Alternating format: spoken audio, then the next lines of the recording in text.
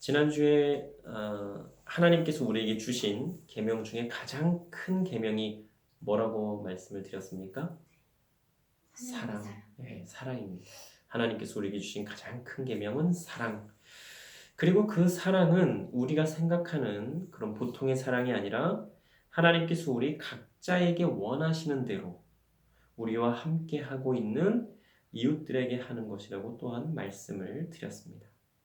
사실 지난주에 말씀을 준비하면서 오늘 우리가 읽은 말씀과 관련해서 말씀을 드리고자 했지만 그렇게 되면 시간이 너무 길어지게 되기 때문에 우리 성도님 중에 힘들어하시는 분이 계셔서 오늘도 따로 이렇게 말씀을 드리게 되었습니다. 근데 저도 그게 더 좋은 것 같아요. 그래서 2주 전에 오늘의 말씀을 준비하면서 지난 한 주간은 좀 편안하게 말씀을 이렇게 곱씹으면서 살 수 있었기 때문에 그렇습니다.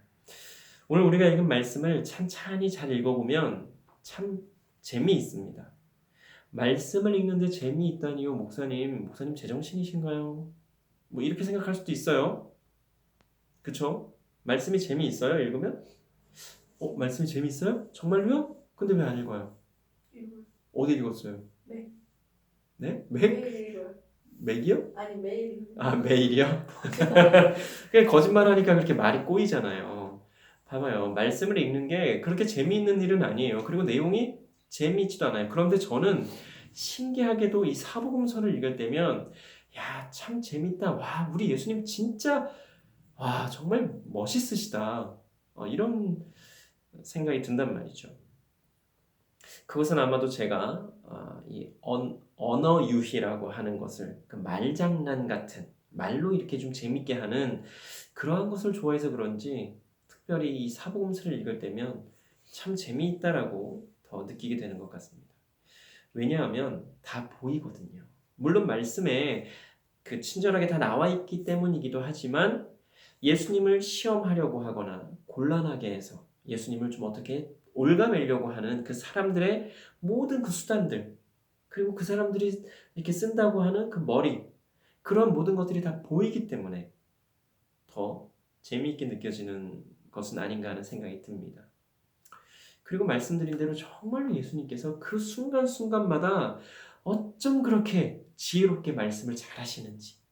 그러니까 우리가 이 예수님과 사람들의 대화를 말씀을 통해서 보면서 우리가 보통의 삶에서도 사람들과 대화할 때 어떻게 하면 좋을지를 한번 또 생각하고 배울 수가 있다라고 하는 것입니다. 오늘 말씀을 보면 어떤 율법 교사가 예수님을 시험하려고 일부러 물어보는 내용입니다. 율법 교사쯤 되면 영생을 얻는 방법에 대해서 알까요? 모를까요? 모를 수가 없습니다. 그럼 율법 교사는 어떻게 해야 영생을 얻을 수 있다고 생각을 할까요? 율법대로 해야. 율법대로 해야 영생을 얻고 구원을 받을 수 있고 율법대로 하지 않으면 영생도 없고 구원도 없다라고 믿고 그렇게 하는 사람이 율법 교사입니다. 보통의 율법주의자들이 다 그래요. 오직 율법이에요. 율법대로 해야만 된다. 자, 그래서 예수님께서 이 땅에 오셔서 행하셨을 때 그 율법주의자들이 율법교사뿐만이 아니라 율법주의자들이 봤을 때 예수님이 어땠을까요? 상당히 마음에 안 들었을 거예요. 왜? 율법에는 안식일에 어때요? 일하면 안 된다고요. 근데 예수님 일을 하셨거든요. 맹인도 고쳐주시고 병든 자 고쳐주시고 물에 빠진 양도 이렇게 구하고 그게 전혀 문제 없다라고 말씀을 하셨단 말이에요. 그러니 율법주의자들이 봤을 때는 예수님이 상당히 걸리적거렸을 겁니다. 그래서 이 율법 교사뿐만이 아니라 여러 사람들이 예수님을 시험하고 예수님을 죽이려고 말도 안 되는 질문들을 하게 되죠. 이 율법 교사도 마찬가지예요. 기회다 싶어서 질문을 하는 척 공격을 한 겁니다. 선생님, 내가 무엇을 해야 영생을 얻으리이까? 모르지 않아요. 그런데 참 맹랑하지요. 다 알면서도 물어봅니다. 그런데 예수님께서는 그것을 또 다 아시면서도 대답을 해주세요. 대화를 이어가신다는 거예요. 예수님께서 이렇게 말씀하십니다. 율법 교사가 그렇게 물으니까 율법에 무엇이라 기록되어 있으며 네가 그것을 어떻게 읽느냐? 와. 질문에 질문으로 답을 하세요. 네가 어떻게 알고 있느냐가 아니라 네가 어떻게 읽느냐라고. 이 말은 뭐예요? 율법에 뭐라고 기록이 되어 있으며 율법대로 하고 있느냐 이것을 되물으신 거예요. 그래서 예수님께서 율법 교사가 기록된 것을 읽은 대로 행하라고 말씀하시면서 그러면 살리라라고 말씀을 하십니다. 마지막에. 그런데 이 율법 교사 참 재미있습니다.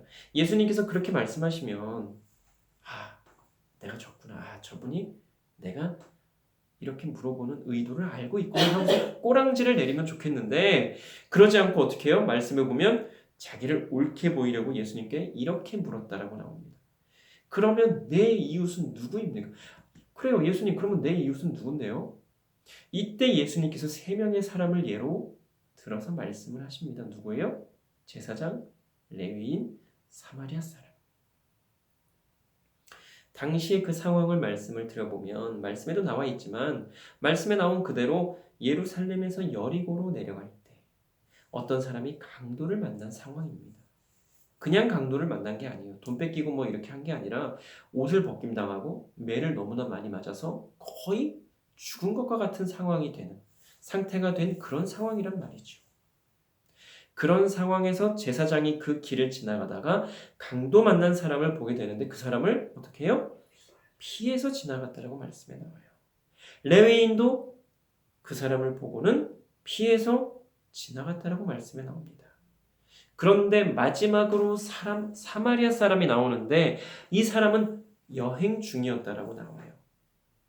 앞에 나온 두 사람은 그래요. 제사장과 레위인은 어떤 업무가 바쁘거나 급한 일이 있어서 강도 만난 사람을 피해서 갔을 수도 있습니다. 왜냐하면 더 중요한 일이 있을 수도 있으니까요. 뭐 이 죽어가는 사람부터 더 중요한 일이 뭔지는 모르겠지만 좋게 봐서 어쨌든 그렇게 해석을 할 수도 있습니다. 그것은 사실은 아니지만요. 어쨌든 사마리아 사람은 여행 중이었다라고 말씀해 나와요. 그러면 이 사람은 여행 중이어서 가능했을까요? 어쨌든 그 강도 만난 사람을 이 사마리아 사람은 앞에 두 사람과는 다르게 아주 극진히 돌봅니다. 그리고 중요한 말씀인데 불쌍히 여겼다라고 말씀에 나옵니다. 그리고 그냥 돌본 게 아니라 주막에 데리고 가서 돌보아 주었다라고 말씀에 나와요. 그냥 상처 치료해주고 이봐요 괜찮아요 하고 잠깐 돌보주고 간 게 아니라 이 죽어가는 사람 거의 죽은 것과 같은 사람을 주막에 데리고 가서 돌보아 주었다라고 말씀에 나옵니다. 그런데 또 그냥 주막에 가서 돌보아 준 게 아니라 그 주막의 주인에게 돈을 주면서 이 사람을 좀 돌봐달라고 부탁을 하는 겁니다. 그리고 혹시라도 내가 어디를 좀 다녀와야 되는데 혹시 내가 이 사람을 돌보는데 비용이 들면 내가 돌아와서 그 비용을 지불할 테니 좀 돌봐 주십시오 하고 하는 상황이 지금 예수님께서 말씀하신 상황이에요. 그런데 우리가 또 중요하게 생각해야 될 것은 무엇이냐면 이미 이 사마리아 사람은 강도 맞는 사람과 하루를 꼬박 지냈다라고 하는 거예요. 우리가 읽은 말씀 35절에 뭐라고 시작해요? 그 이튿날이라고 시작을 합니다. 그런데 보통 우리가 그냥 쓱 지나가다 보니까 별로 중요하게 생각 안 해요. 이 사마리아 사람 어디를 여행하는지는 잘 모르겠습니다. 그러나 분명히 목적한 곳을 다녀와야만 하는 상황이에요. 그렇다면 그냥 놀러 가는 여행이 아닐 수도 있어요.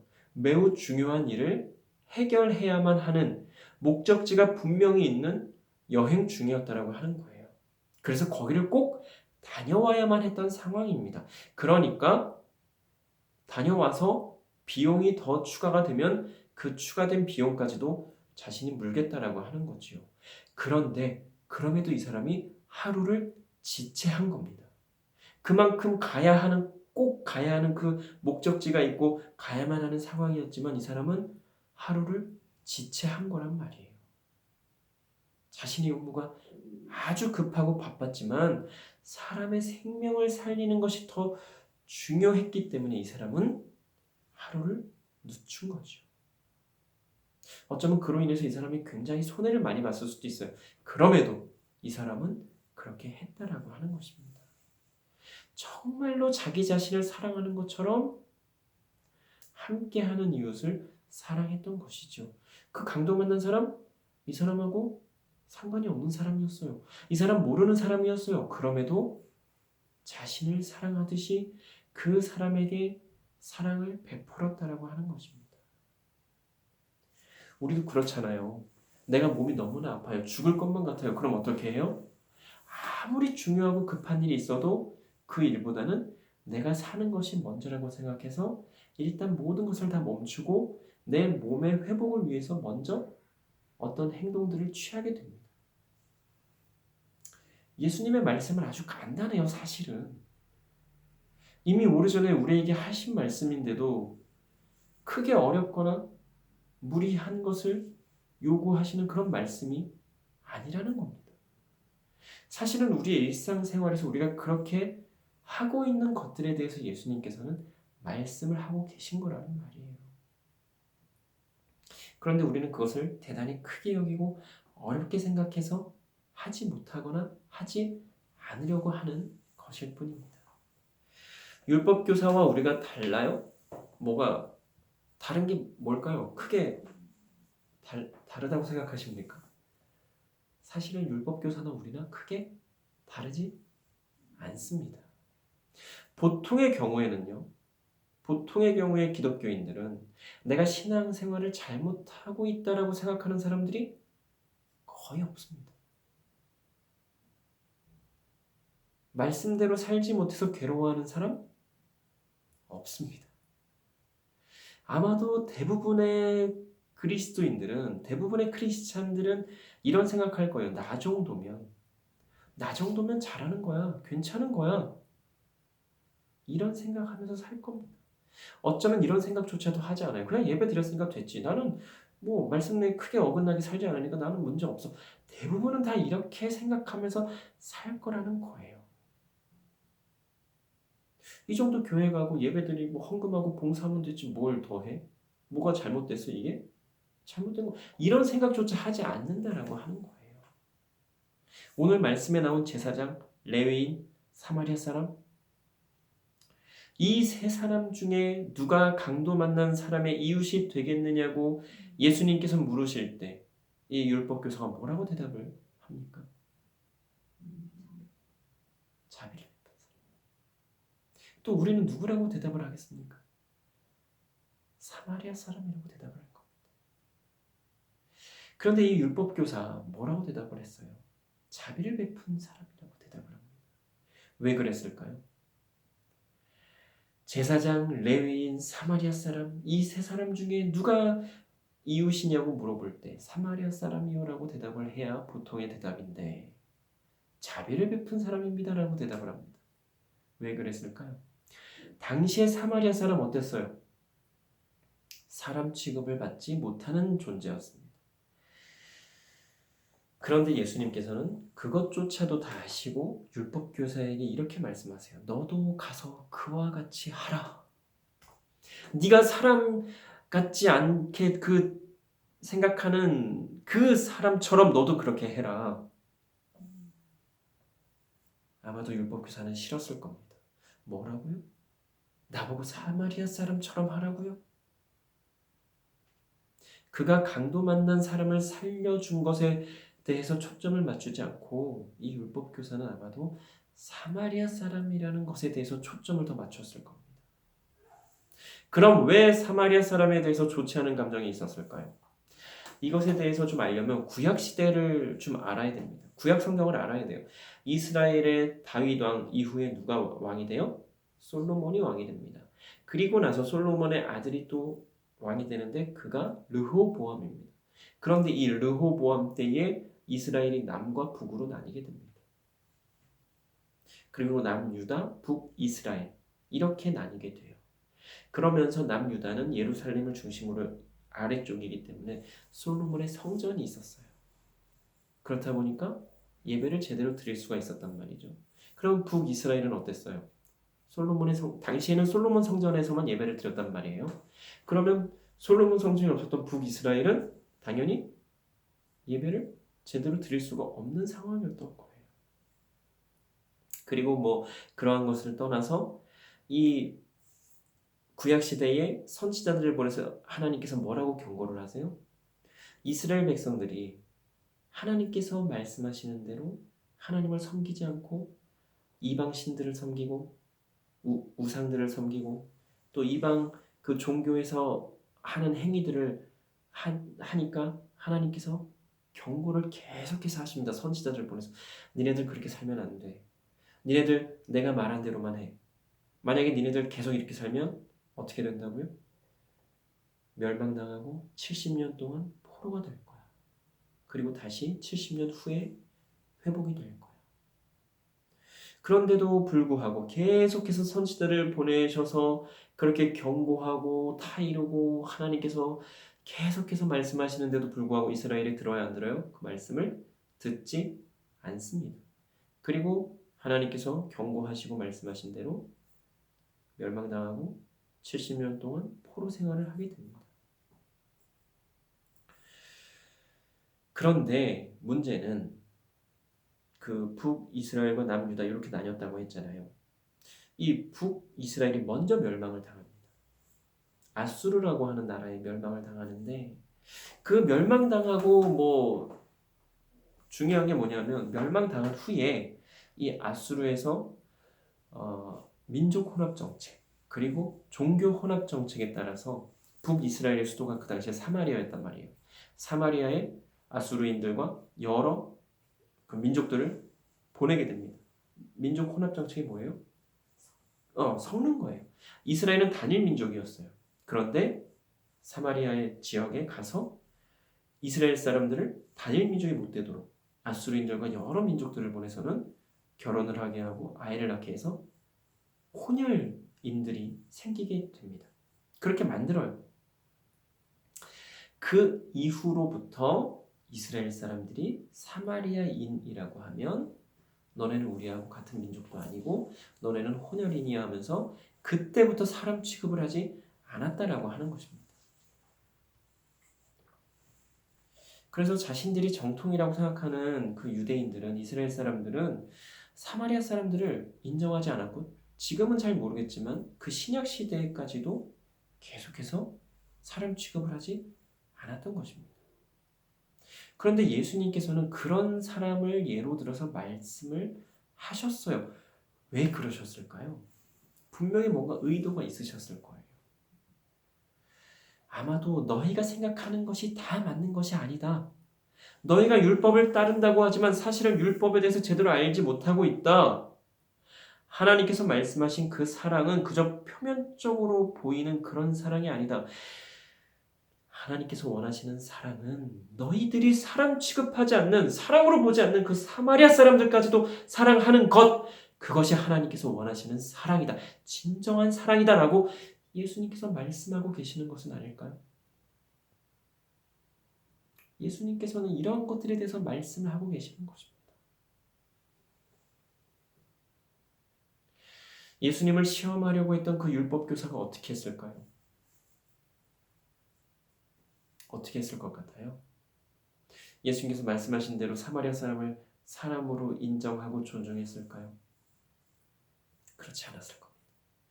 요한복음 4장 9절에 보면 유대인이 사마리아인과 상종하지 아니함이러라 라는 말씀이 있습니다. 이 말씀은 예수님께서 남쪽에 위치한 유대를 떠나서 북쪽에 위치한 갈릴리로 가실 때에 사마리아가 그 중간에 있단 말이죠. 그 중간에 있는 사마리아 지역을 통과해 가시면서 사마리아 안에 있는 수가라 하는 동네에서 예수님께서 목이 마르셨는지 잘은 모르겠지만 야곱의 우물 곁에 앉으셔서 그 물을 깃는 사마리아 동네의 여자에게 물을 좀 달라고 하실 때에 그 여자가 예수님께 대답한 것입니다. 봐봐요. 사마리아 사람을 사람 취급 안 한다고 했잖아요. 당시의 여자들 어땠어요? 여자들도 사람 취급 안 했단 말이에요. 그러면 사람 취급을 안 하는 가운데에 더군다나 사마리아 여자에게 예수님께서 말을 거셨다? 이건 엄청난 일인 거예요. 당시에. 그리고 당시에 이스라엘 사람들은요. 남쪽에서 북쪽으로 갈 때에 중간에 위치한 사마리아를 지나지 않기 위해서 그 땅조차도 밟지 않기 위해서 어떻게 해요? 돌아서 갔다라고 해요. 시간이 많이 걸려도 상관없어요. 위험해도 상관없어요. 차라리 죽고 말지 사마리아 지역을 지나지 않겠다라는 마음으로 그렇게 그런 상황이었어요. 사마리아 지역 어떤 느낌인지 알겠죠? 그런데 예수님께서는 그 지역을 통과해서 가셨다라고 하는 거예요. 그리고 통과만 하신 게 아니라 그 지역의 여자에게 말을 거셨다라고 하는 거예요. 우리가 지금 살고 있는 이 시대 어떻습니까? 우리 주위에 내 주위에 그런 취급받는 사람들이 있어요? 없잖아요. 예전에는 우리나라도 거의 뭐 단일 민족이기 때문에 지금은 많이 좀 바뀌었지만 그 외국인들과 결혼하는 거 굉장히 이상하게 봤습니다. 지금도 우리는 혼혈인들을 좀 많이 이상하게 보는 경향이 있어요. 젊은 사람들은 모르지만 제 위로 저만 해도 그래요. 조금 어색해요. 외국인들과 이렇게 혼혈인들이 요즘은 많이 봐서 익숙해져서 그렇지 제가 어렸을 때만 해도 혼혈을 하면 그 되게 안 좋은 말이 있어요. 뭐라고 하면서 그 되게 안 좋게 바라보던 시기가 있었단 말이죠. 하지만 지금은 어때요? 그렇지 않아요. 그런데도 우리는 하나님께서 원하시는 대로 우리와 함께하는 사람들을 사랑하지 못하고 있습니다. 이 부분에 대해서 우리는 심각하게 그리고 진지하게 또 그리고 깊이 생각을 해봐야 할 것입니다.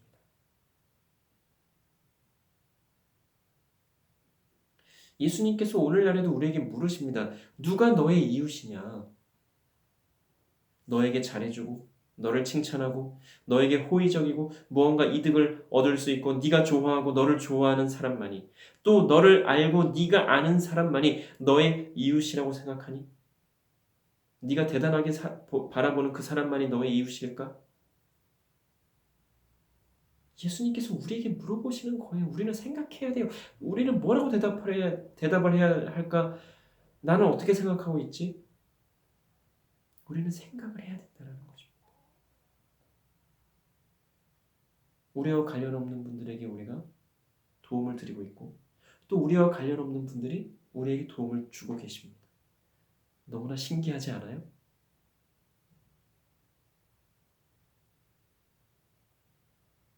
나 자신을 사랑하는 것 같이 나의 이웃을 사랑한다는 것은 과연 어떻게 하는 것인지 또 무엇을 의미하는지 오늘의 말씀을 통해서 우리는 잘 생각해 봐야겠습니다.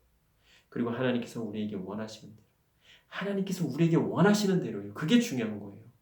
남들이 하는 대로가 아니라 하나님께서 우리에게 원하시는 대로 우리도 우리와 이웃하고 있는 그 모든 사람들을 하나님께서 원하시는 대로 사랑할 수 있도록 그렇게 하고자 노력해야 할 것입니다. 하나님께서 원하시는 대로 기도 드리시겠습니다. 사랑과 은혜의 하나님 참으로 감사합니다. 오늘의 귀한 말씀을 통해서 그렇구나. 그저 그냥 그렇게 생각하는 것이 아니라 정말로 이 말씀을 곱씹어 보면서 예수님께서 나에게 원하시는 것이 무엇인지 말씀하시는 것이 무엇인지 다시금 생각하게 하여 주시고 깨닫게 하여 주시니 참으로 감사를 드립니다. 하나님, 우리는 어떻게 생각하고 있는지요?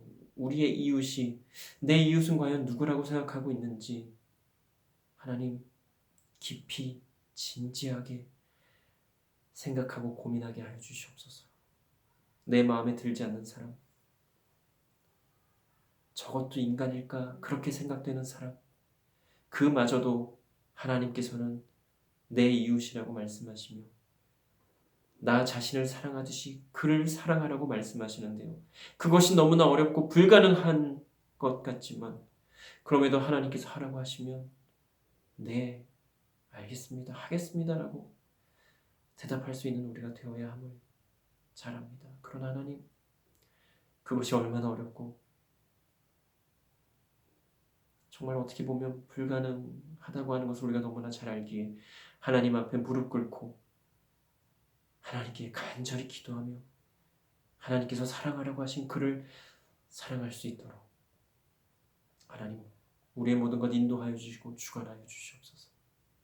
하나님의 사랑 불가능하다는 건 너무나 잘 압니다. 그러나 하나님께서 우리를 그렇게 사랑하여 주셨고 우리도 그렇게 사랑하기를 원하시니 우리가 그렇게 사랑할 수 있도록 하나님 우리 안에 주님의 사랑으로 충만히 채워주시옵소서.